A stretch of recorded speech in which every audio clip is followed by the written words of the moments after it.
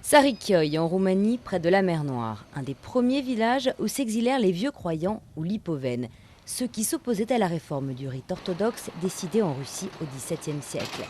À l'église, les fidèles suivent toujours le rite ancien. Pendant la Semaine Sainte, les messes se succèdent jour et nuit, comme il y a 300 ans. Pourtant, les choses ont beaucoup changé. Yuliana Mitri, soliste d'un ensemble folklorique lipovène, regrette que les jeunes partent travailler en ville ou à l'étranger. Ils oublient le russe et les chansons traditionnelles.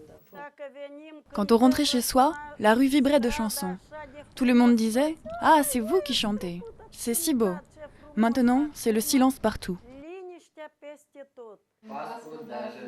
Mais certains qui ont quitté le village de Sarikoi s'engagent pour garder leur culture. Georges Froll est parti étudier à Bucarest il y a 9 ans. Il dirige aujourd'hui la revue des Lipovènes et n'a pas peur de perdre son identité. Cela dépend de la personne.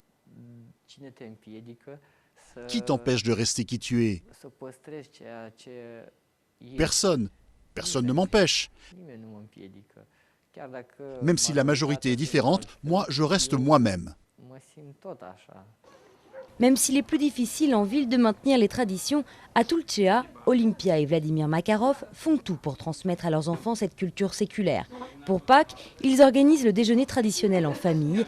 Leur fils Andrei adore aller à l'église, il apprend le russe et les chants religieux. Il faut lutter pour préserver les traditions de nos ancêtres. Ils sont partis pour leurs croyances, pour Dieu. Nous ne pouvons pas abandonner cela.